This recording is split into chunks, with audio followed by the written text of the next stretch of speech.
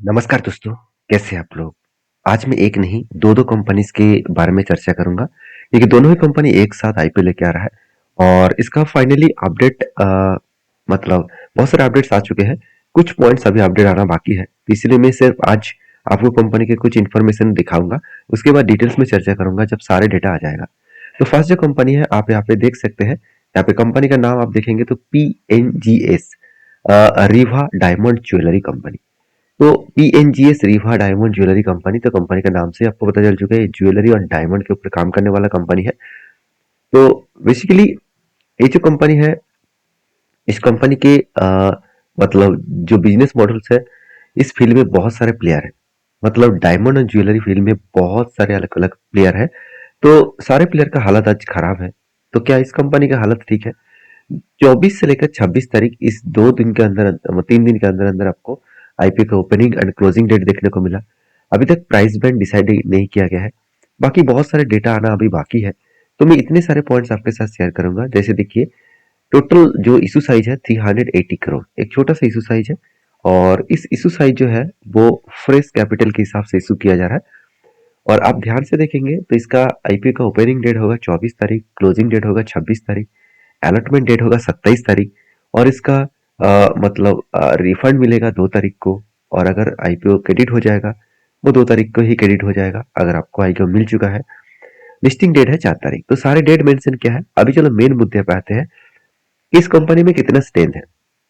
पहली बात, ये कंपनी डायमंड और ज्वेलरी के ऊपर काम करते हैं।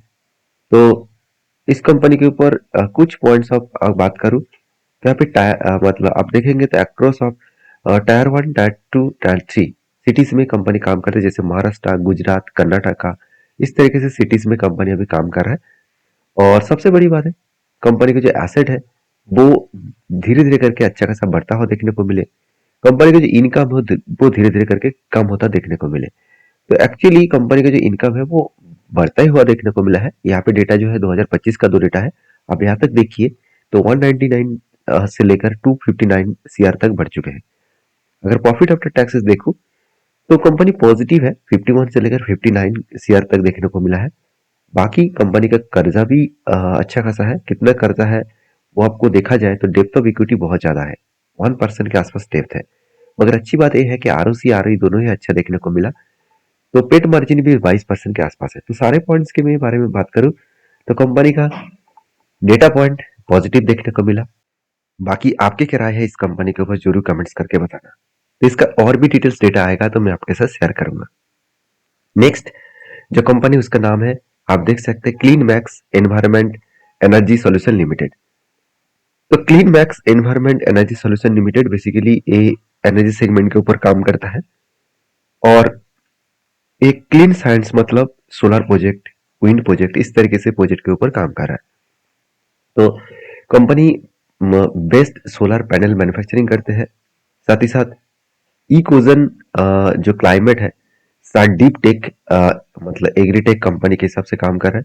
साथ ही साथ एवरी एनर्जी मतलब ड्राइविंग इंडिया सोलर के ऊपर काम कर रहा है एंड पावर रेगुलेशन के ऊपर काम कर रहा है।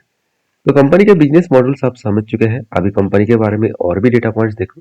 इसका डेट अभी तक मेंशन नहीं किया गया है और बताया जा रहा है कि 5,200 करोड़ का टोटल आईपीओ लेके आ रहा है।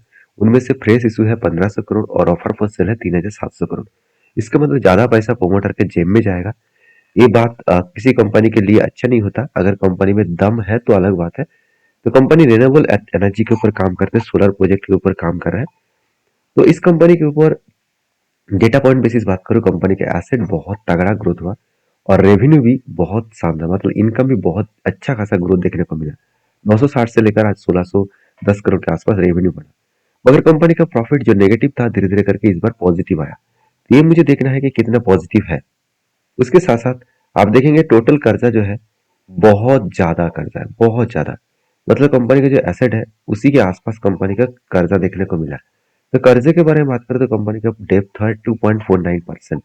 मतलब डेप्थ ऑफ इक्विटी बहुत ज्यादा है। तो एक रिक्सी कंपनी है। फिर भी इसके ऊपर मैं डिटेल्स में चर्चा करूंगा इसका बाकी डेटा आने के बाद।